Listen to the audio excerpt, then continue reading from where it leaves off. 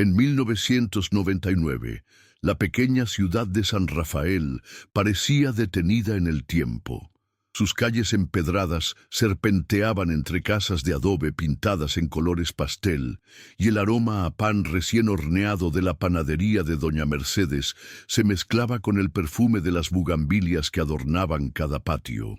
Era el tipo de lugar donde las madres gritaban los nombres de sus hijos desde las ventanas para llamarlos a cenar, donde el cartero conocía a cada familia por su nombre, y donde los secretos duraban exactamente el tiempo que tardaba en llegar el siguiente chisme. La escuela primaria Benito Juárez se alzaba en el centro del pueblo como un edificio de 2 pisos con paredes amarillas y ventanas azul cielo. Sus pasillos resonaban cada mañana con el eco de pequeños pasos corriendo y voces infantiles que se mezclaban en una sinfonía de risas y travesuras. En el segundo piso, en el aula 2B, trabajaba la maestra más querida de toda la escuela. Elena Vázquez tenía 32 años y poseía esa rara combinación de dulzura y firmeza que solo las mejores maestras logran dominar. Su cabello castaño claro siempre estaba recogido en una cola de caballo perfecta, sujeta con una diadema de terciopelo que cambiaba de color según su vestido. Tenía la costumbre de usar vestidos florales de manga corta en tonos suaves, siempre combinados con cardigans tejidos que ella misma confeccionaba durante las tardes de domingo. Sus zapatos eran mocasines de cuero marrón, cómodos pero elegantes, perfectos para caminar por los pasillos de la escuela sin hacer ruido cuando los niños estaban concentrados en sus tareas. Lo que más llamaba la atención de Elena era su chavero, un pequeño rectángulo de plata con su nombre grabado en letras cursivas elegantes: Elena Vázquez.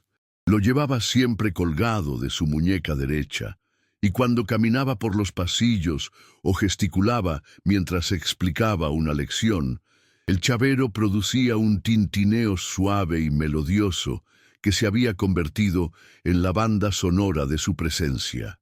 Los niños habían aprendido a reconocer ese sonido desde lejos, y cuando lo escuchaban acercarse por el pasillo, automáticamente se enderezaban en sus pupitres y guardaban silencio. Elena vivía sola en una pequeña casa de adobe en la calle Morelos, a solo 3 cuadras de la escuela. Era una construcción modesta pero acogedora, con ventanas pintadas de azul turquesa y un pequeño jardín frontal donde cultivaba geranios rojos y hierbabuena. Cada mañana, a las 7 en punto, salía de su casa caminando hacia la escuela, saludando a los vecinos que regaban sus plantas o barrían sus aceras. Era una rutina tan predecible como el amanecer. Entre todos sus estudiantes había uno que ocupaba un lugar especial en su corazón, aunque Elena era demasiado profesional para demostrarlo abiertamente. Rodrigo Mendoza era un niño de 9 años con ojos grandes y curiosos, cabello negro siempre despeinado y una sonrisa que iluminaba toda el aula. Era hijo de don Carlos, quien trabajaba en la fábrica textil a las afueras del pueblo, y de doña Rosa, la panadera más hábil de San Rafael. Rodrigo tenía esa inteligencia natural que se manifiesta en preguntas inesperadas y en la capacidad de conectar ideas que parecían no tener relación. Todas las tardes, después de que sonaba la campana de salida y los demás niños corrían hacia la puerta como pequeños huracanes, Rodrigo se quedaba en el aula. Oficialmente ayudaba a Elena a borrar el pizarrón, acomodar las sillas y organizar los libros en el estante. Pero en realidad, esos momentos se habían convertido en sesiones privadas de aprendizaje donde Elena le enseñaba cosas que iban más allá del programa escolar. Le hablaba sobre los planetas, sobre países lejanos, sobre escritores famosos y sobre la importancia de nunca dejar de hacer preguntas. La curiosidad es el motor del conocimiento, Rodrigo, le decía a Elena mientras limpiaba el pizarrón con movimientos circulares precisos. Nunca dejes de preguntarte por qué las cosas son como son. Rodrigo absorbía cada palabra como una esponja, En su casa, sus padres trabajaban tanto que apenas tenían tiempo para ayudarle con las tareas. Así que Elena se había convertido en su guía intelectual y de alguna manera en una figura maternal complementaria. Ella había notado su potencial desde el primer día de clases y había decidido nutrirlo con la dedicación de quien planta un árbol sabiendo que dará frutos en el futuro. El martes 15 de junio de 1999 amaneció diferente. El cielo estaba cubierto de nubes grises que amenazaban lluvia, y un viento inusual bajaba de las montañas, trayendo consigo un aroma extraño, como a tierra húmeda y flores marchitas. Era el tipo de mañana que hacía que los perros se escondieran bajo las mesas y que las madres mantuvieran a sus hijos más cerca de casa. A las 7 en punto, como todos los días, los vecinos de la calle Morelos esperaron ver la figura familiar de Elena caminando hacia la escuela. Pero la calle permaneció vacía. Don Aurelio, que siempre regaba sus plantas a esa hora, miró hacia la casa de Elena y notó que las ventanas azules seguían cerradas, las cortinas corridas, sin ninguna señal de movimiento en el interior. En la escuela Benito Juárez, la directora Carmen Ruiz, una mujer robusta de 50 años, con cabello gris recogido en un moño severo, esperó hasta las 8:30 antes de preocuparse realmente. Elena era la maestra más puntual de toda la escuela. Siempre llegaba a las 7:45 para preparar sus materiales y revisar las lecciones del día. Su ausencia sin aviso previo era completamente inusual. Los niños del aula 2B esperaron sentados en sus pupitres, inquietos y confundidos. Rodrigo presionaba su nariz contra la ventana que daba a la plaza principal, buscando desesperadamente la figura de su maestra entre las personas que caminaban hacia sus trabajos. Pero Elena no aparecía. El tintineo familiar de su chavero no resonaba en los pasillos. A las 9 de la mañana, cuando la ausencia de Elena se volvió innegable, la directora Carmen Ruiz envió al conserje don Miguel a tocar la puerta de su casa. Don Miguel era un hombre mayor, de 65 años, que había trabajado en la escuela durante más de 20 años. Conocía a Elena desde que había llegado como maestra joven y nerviosa, y la había visto convertirse en la educadora más respetada del pueblo. Cuando don Miguel regresó a la escuela media hora después, su rostro arrugado mostraba una preocupación profunda. «La casa está cerrada, directora», informó quitándose su gorra de trabajo. Toqué la puerta, grité su nombre, incluso me asomé por las ventanas. Todo está en silencio, como si no hubiera nadie desde hace días. Las cortinas están corridas y no se ve luz adentro. La directora Carmen decidió llamar por teléfono, pero en 1999 no todos tenían teléfono en casa, y Elena era una de esas personas. Su único contacto de emergencia era su hermana Carmen, quien vivía en la Ciudad de México y trabajaba como secretaria en una oficina gubernamental. Mientras tanto, en el aula 2B, los niños comenzaron a mostrar signos de ansiedad. Algunos lloraban silenciosamente, otros hacían preguntas constantes sobre cuándo llegaría su maestra. Rodrigo permanecía en silencio, pero su mente trabajaba a toda velocidad. Recordaba la conversación del día anterior, cuando Elena le había prometido que le enseñaría a tocar la flauta dulce después de las vacaciones de verano. «Vamos a aprender juntos, Rodrigo», le había dicho con esa sonrisa cálida que iluminaba toda su cara. «Yo tampoco sé tocar muy bien, pero podemos practicar juntos en las tardes». Elena nunca rompía sus promesas. Nunca. La directora tuvo que improvisar rápidamente. Dividió a los niños del aula 2B entre las otras maestras y envió a varios padres de familia a buscar a Elena por todo el pueblo. Visitaron la farmacia donde ella compraba sus medicamentos para la alergia, la librería donde adquiría materiales escolares, el mercado donde hacía sus compras de fin de semana, incluso la pequeña iglesia de San Rafael donde asistía a misa todos los domingos. Nadie la había visto desde el lunes por la tarde. El miércoles tampoco apareció, ni el jueves. Para el viernes, toda la comunidad de San Rafael estaba al tanto de la desaparición. Era imposible mantener en secreto algo así en un pueblo donde todos se conocían desde la infancia.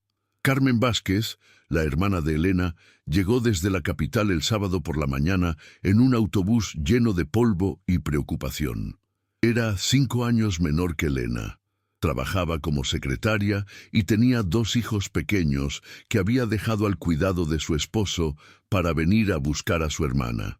Carmen tenía el mismo cabello castaño que Elena, pero lo llevaba corto y siempre perfectamente peinado. Vestía con la formalidad de una mujer de ciudad, traje sastre, zapatos de tacón bajo y una bolsa de mano que nunca soltaba. Elena me habría llamado si hubiera tenido algún problema, le dijo Carmen a la directora mientras revisaban juntas la casa de su hermana. Hablábamos por teléfono cada domingo sin falta. El domingo pasado me contó sobre sus planes para las vacaciones de verano, sobre los libros que quería leer, sobre un curso de capacitación al que pensaba asistir en agosto. No había nada extraño en su voz, nada que indicara que estaba preocupada o asustada. La casa de Elena estaba exactamente como la había dejado. Su cama estaba tendida con la precisión militar que la caracterizaba. Sus vestidos colgaban ordenadamente en el armario. Sus libros estaban alineados por orden alfabético en el estante de la sala. En la cocina había un plato y una taza limpios en el escurridor, como si hubiera desayunado normalmente el martes por la mañana antes de salir hacia la escuela. Pero Elena nunca había llegado a la escuela. Carmen recorrió cada rincón de San Rafael durante los siguientes días. Visitó la panadería de Doña Rosa, donde Rodrigo la vio hablar con su madre en voz baja, mostrándole fotografías de Elena y haciendo preguntas que su madre respondía negando con la cabeza. Fue al mercado, donde las señoras que vendían frutas y verduras la rodearon con expresiones de preocupación genuina, todas queriendo ayudar, pero sin tener información útil que ofrecer. Su hermana era una santa, le dijo doña Mercedes, la panadera más anciana del pueblo. Siempre compraba pan dulce para los niños más pobres de su clase. Los viernes venía aquí y compraba una bolsa grande de conchas y cuernitos, y yo sabía que era para repartir entre los niños que no traían lunch. Carmen también visitó la cantina El Rincón, el único bar del pueblo, donde los hombres se reunían después del trabajo para beber cerveza y jugar dominó. Era un lugar donde Elena nunca habría entrado, pero Carmen necesitaba preguntar en todos lados. Los hombres la recibieron con respeto, quitándose sus sombreros y hablando en voz baja. Ninguno recordaba haber visto a Elena el lunes por la noche o el martes por la mañana. La policía local estaba compuesta por apenas 3 oficiales: el comandante Herrera, el oficial Ramírez y el oficial González. El comandante Herrera era un hombre corpulento de 45 años, con un bigote gris perfectamente recortado y una barriga prominente que tensaba los botones de su uniforme. Había sido policía en San Rafael durante 15 años de nacimiento y desaparición, y una inscripción que decía: «Maestra querida, tu luz sigue brillando en nuestros corazones». No había cuerpo debajo, solo tierra y la esperanza de que algún día Elena pudiera descansar allí realmente. Rodrigo llevaba flores silvestres que cortaba del campo a las afueras del pueblo, margaritas blancas, amapolas rojas y hierbas aromáticas que Elena solía usar para decorar el aula durante las celebraciones especiales. Se sentaba en el pasto junto a la tumba y le contaba sobre su vida, sobre sus logros académicos, sobre cómo había aprendido a tocar la flauta dulce por su cuenta, cumpliendo la promesa que ella no había podido cumplir. «Saqué 10 en matemáticas otra vez, maestra Elena», le susurraba al viento que movía las hojas de los árboles cercanos. «Usted tenía razón cuando decía que si entendía los conceptos básicos, todo lo demás sería fácil». También leí el libro que me recomendó sobre los planetas. Ahora sé que Júpiter tiene más de 70 lunas. Durante la preparatoria, Rodrigo se destacó especialmente en matemáticas y ciencias. Sus maestros lo alentaron a estudiar ingeniería y él decidió especializarse en ingeniería civil, inspirado por un deseo profundo de construir cosas que duraran, que fueran sólidas y confiables, a diferencia de las personas que podían desaparecer sin explicación. Estudió en la Universidad Autónoma del Estado, a 2 horas de San Rafael. Durante esos años universitarios, regresaba a casa cada fin de semana y siempre pasaba por el cementerio a visitar la tumba de Elena. Sus compañeros de universidad lo consideraban un poco extraño por su apego a su pueblo natal y por su costumbre de hablar solo en el cementerio, pero Rodrigo no les daba importancia a sus opiniones. En su tercer año de universidad, conoció a María Fernández, una estudiante de psicología que tenía la misma edad que él y compartía su amor por los libros y las conversaciones profundas. María era originaria de una ciudad cercana. Tenía cabello negro largo y ojos verdes inteligentes que le recordaban a Rodrigo la curiosidad que Elena solía mostrar cuando él le hacía preguntas complicadas.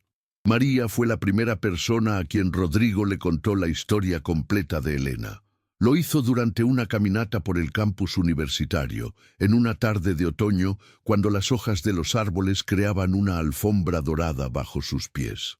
Le habló sobre las tardes que se quedaba después de clases, sobre las lecciones extra que Elena le daba, sobre el chavero plateado que tintineaba cuando ella caminaba, sobre la promesa de aprender a tocar la flauta juntos. «Nunca he podido entender qué pasó», le confesó Rodrigo mientras se sentaban en una banca bajo un árbol de jacarandas. Elena no era el tipo de persona que abandona sus responsabilidades. Amaba enseñar, amaba a sus estudiantes. Algo le pasó, estoy seguro, pero nunca sabremos qué. María lo escuchó con la atención profesional de alguien que estudia la mente humana, pero también con la compasión de alguien que se estaba enamorando. El duelo por una persona desaparecida es diferente al duelo por alguien que ha fallecido, le explicó. Es más complicado porque no hay cierre, no hay respuestas. La mente sigue buscando, sigue esperando. Rodrigo y María se casaron 2 años después de graduarse, en una ceremonia pequeña en la iglesia de San Rafael. Elena estuvo presente en espíritu. Rodrigo llevaba en su bolsillo una pequeña fotografía de ella que había encontrado en los archivos de la escuela, y durante la ceremonia sintió que ella estaba allí, sonriendo y aprobando su elección. La pareja se estableció en San Rafael, donde Rodrigo consiguió trabajo en la oficina municipal como supervisor de obras públicas. Era un puesto que le permitía contribuir al desarrollo de su pueblo natal, mientras mantenía una conexión con sus raíces. María abrió un pequeño consultorio de psicología y rápidamente se ganó la confianza de la comunidad con su enfoque cálido y profesional. Tuvieron 2 hijos, Carlos, nombrado así por el abuelo paterno, y Elena, cuyo nombre fue una decisión unánime que no requirió discusión. Cuando nació la pequeña Elena, Rodrigo la llevó al cementerio para presentársela a su maestra. «Mire, maestra Elena», le dijo a la lápida mientras sostenía a su hija recién nacida. «Ella va a llevar su nombre y su legado. Voy a asegurarme de que crezca con la misma curiosidad y amor por el aprendizaje que usted me enseñó». Los años pasaron y San Rafael cambió gradualmente. Llegaron nuevas familias, se construyeron casas modernas en las afueras del pueblo, se pavimentaron algunas calles y se instaló internet en la biblioteca municipal. Pero el misterio de Elena Vázquez permanecía como una herida abierta en la memoria colectiva del pueblo. El comandante Herrera se jubiló en 2010 y fue reemplazado por un oficial más joven, venido de la capital del estado. Herrera compró una casa más grande en las afueras del pueblo, donde vivía con su esposa y disfrutaba de su pensión jugando dominó en el parque y bebiendo cerveza en el rincón. Ocasionalmente, cuando alguien mencionaba el caso de Elena, él repetía su teoría de que ella había decidido comenzar una nueva vida en otro lugar. Las mujeres solteras a veces hacen esas cosas, seguía diciendo, como si fuera un mantra que se había aprendido de memoria. En 2018, Herrera comenzó a mostrar signos de problemas cardíacos. Sus visitas al médico se volvieron más frecuentes y su esposa, doña Esperanza, empezó a preocuparse por su salud. El 12 de marzo de 2019, mientras jugaba dominó en el parque con sus amigos de siempre, Herrera sufrió un infarto masivo. Murió en el hospital 2 horas después, sin haber recuperado la conciencia. Su funeral fue multitudinario, como corresponde a un hombre que había servido a la comunidad durante décadas. Rodrigo asistió por respeto, aunque nunca había sentido simpatía por el excomandante. Durante la ceremonia, observó a doña Esperanza llorar junto al ataúd y sintió una mezcla de compasión y frustración. Herrera se había llevado consigo cualquier información que pudiera haber tenido sobre Elena. Después del funeral, doña Esperanza decidió vender la casa y mudarse con su hija a la capital del estado. «Esta casa es demasiado grande para mí sola», le explicó a los vecinos, «y tiene demasiados recuerdos». La casa de Herrera era una construcción de ladrillo rojo de 2 pisos, con un jardín amplio y un ático espacioso que él había usado como bodega durante años. Doña Esperanza contrató a varios trabajadores locales para ayudarla a limpiar y preparar la propiedad para la venta. Entre esos trabajadores estaba Daniel Mendoza, primo de Rodrigo y electricista de profesión. Daniel tenía 35 años, era soltero y vivía con su madre anciana en una casa cerca del mercado. Era un hombre callado pero confiable, conocido en el pueblo por su habilidad para reparar cualquier aparato eléctrico y por su honestidad en los cobros. El sábado 15 de junio de 2019, exactamente 20 años después de la desaparición de Elena, Daniel estaba trabajando en la casa de Herrera, revisando la instalación eléctrica del ático para asegurarse de que estuviera en buenas condiciones para los futuros compradores. Era un día caluroso y húmedo, con el tipo de calor pegajoso que hace que la ropa se adhiera a la piel y que el aire parezca espeso como miel.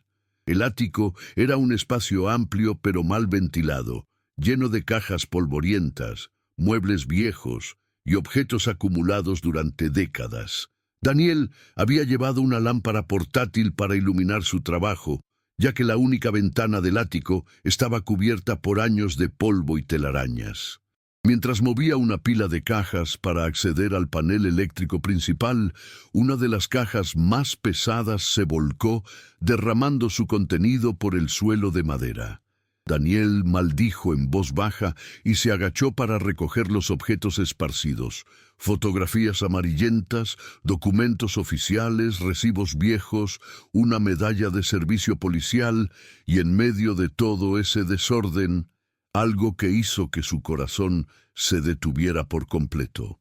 Era un bolso de cuero marrón, pequeño y elegante, del tipo que las mujeres profesionales solían llevar en los años 90. El cuero estaba ligeramente desgastado pero bien conservado, como si hubiera sido cuidado con esmero antes de terminar abandonado en esa caja polvorienta. Daniel lo levantó con manos temblorosas, sintiendo inmediatamente que había algo importante en ese descubrimiento. El bolso tenía un cierre dorado que se abría con un clic suave. Adentro encontró varios objetos que parecían congelados en el tiempo. Un lápiz labial de color rosa pálido, casi gastado por el uso. Algunas monedas de diferentes denominaciones. Un pañuelo de tela blanca con las iniciales EV, bordadas en hilo azul. Un pequeño espejo de mano con marco plateado, y en el fondo del bolso, envuelto en un pedazo de papel de seda, un chavero. Cuando Daniel desenvolvió el papel y vio el chavero bajo la luz de su lámpara portátil, sintió como si el mundo hubiera dejado de girar. Era un rectángulo pequeño de plata, elegante y simple, con letras cursivas grabadas que decían claramente Elena Vázquez. Daniel permaneció inmóvil durante varios minutos, sosteniendo el chavero entre sus dedos como si fuera una reliquia sagrada. El ático estaba sumido en un silencio pesado, interrumpido solo por el sonido distante de los niños jugando en la calle y el zumbido ocasional de algún insecto que había logrado colarse por las rendijas de la ventana polvorienta. Su mente trabajaba a toda velocidad, procesando las implicaciones de lo que acababa de descubrir. Elena Vázquez, la maestra que había desaparecido 20 años atrás, cuyo caso había sido archivado como decisión personal, por el mismo hombre en cuyo ático ahora yacían sus pertenencias más íntimas. Daniel conocía la historia porque todo el pueblo la conocía, pero además tenía una conexión personal. Rodrigo era su primo y había sido testigo del dolor que la desaparición de Elena había causado en él durante todos estos años. Con manos temblorosas, Daniel sacó su teléfono celular y marcó el número de Rodrigo. La llamada se conectó después de 3 tonos. «Daniel, ¿qué pasa?». La voz de Rodrigo sonaba relajada. Probablemente estaba disfrutando de su sábado en familia. «Rodrigo». Daniel hizo una pausa, buscando las palabras correctas. «Necesitas venir a la casa del comandante Herrera. Estoy aquí arreglando la instalación eléctrica y encontré algo que tienes que ver. Es sobre la maestra Elena». Hubo un silencio del otro lado de la línea. Cuando Rodrigo habló de nuevo, su voz había cambiado completamente. «¿Qué encontraste? No puedo explicártelo por teléfono. Solo ven, por favor. Y Rodrigo, prepárate». 20 minutos después, Rodrigo llegó a la casa de Herrera en su camioneta blanca, levantando una pequeña nube de polvo al frenar bruscamente frente a la entrada. Había dejado a María y a los niños en casa con una excusa vaga sobre ayudar a Daniel con un problema eléctrico. No quería crear expectativas o alarmar a su familia hasta saber exactamente qué había encontrado su primo. La casa de Herrera se veía diferente sin su presencia. Las ventanas estaban abiertas para ventilar los espacios. Las cortinas habían sido retiradas para lavar y había una sensación general de abandono y transición. Doña Esperanza había salido a hacer compras, dejando a Daniel trabajar solo. «Está en el ático», le dijo Daniel a Rodrigo mientras subían las escaleras de madera que crujían bajo su peso. «Cuando veas lo que encontré, vas a entender por qué te llamé». El ático olía a polvo viejo, madera seca y algo más que Rodrigo no pudo identificar inmediatamente. Daniel lo guió hasta el rincón donde había estado trabajando, donde las cajas volcadas y su contenido esparcido creaban un paisaje caótico de recuerdos ajenos. «Estaba moviendo estas cajas para llegar al panel eléctrico», explicó Daniel, señalando hacia el fondo del ático. «Una se volcó y... ¡mira!». Rodrigo siguió la mirada de su primo y vio el bolso de cuero marrón sobre una manta vieja que Daniel había extendido en el suelo. Su corazón comenzó a latir más fuerte, aunque todavía no entendía completamente la magnitud de lo que estaba viendo. «¡Ábrelo!», le dijo Daniel en voz baja. Con manos que comenzaban a temblar, Rodrigo se agachó y tomó el bolso. Era más pesado de lo que esperaba, y el cuero tenía esa textura suave que solo adquiere con años de uso cuidadoso. Cuando abrió el cierre dorado, el aroma que salió del interior lo transportó inmediatamente 20 años atrás. Era una mezcla sutil de perfume floral, tiza de pizarrón y algo indefiniblemente femenino que asociaba con la presencia de Elena.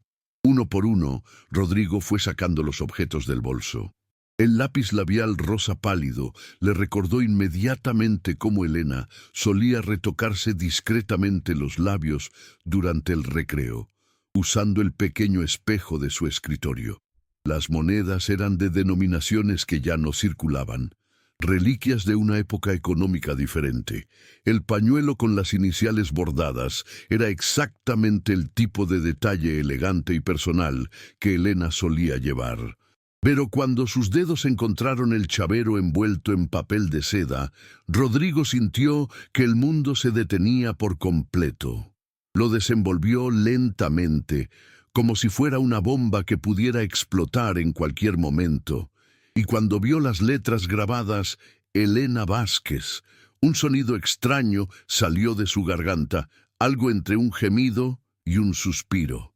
«Dios mío», murmuró, sosteniendo el chavero hacia la luz que se filtraba por la ventana polvorienta. «Es el chavero de Elena. Lo recuerdo perfectamente. Siempre lo llevaba colgado de la muñeca, y cuando caminaba por los pasillos hacía ese sonido, ese tintineo suave que todos reconocíamos». Daniel observaba a su primo en silencio, comprendiendo que estaba presenciando un momento de revelación profunda y dolorosa. «¿Qué crees que significa que esté aquí en la casa de Herrera?» Rodrigo cerró los ojos y por un momento pudo ver a Elena otra vez, su sonrisa cálida, sus vestidos florales, la manera en que se inclinaba sobre su pupitre para ayudarlo con problemas de matemáticas difíciles, cómo el chavero brillaba bajo la luz fluorescente del aula cuando ella gesticulaba mientras explicaba una lección. «Significa que Herrera sabía qué le había pasado a Elena», dijo Rodrigo con voz ronca. «Significa que durante 20 años ese hombre mintió. Mintió a su familia, mintió al pueblo, mintió a todos nosotros». Los dos hombres permanecieron en silencio durante varios minutos, procesando las implicaciones de lo que habían descubierto. El ático parecía haberse vuelto más silencioso, como si la casa misma estuviera conteniendo la respiración. «¿Qué vamos a hacer?», preguntó Daniel finalmente. Rodrigo guardó cuidadosamente todos los objetos de vuelta en el bolso, pero mantuvo el chavero en su mano. «Primero, vamos a documentar todo esto. Toma fotografías de dónde encontraste el bolso.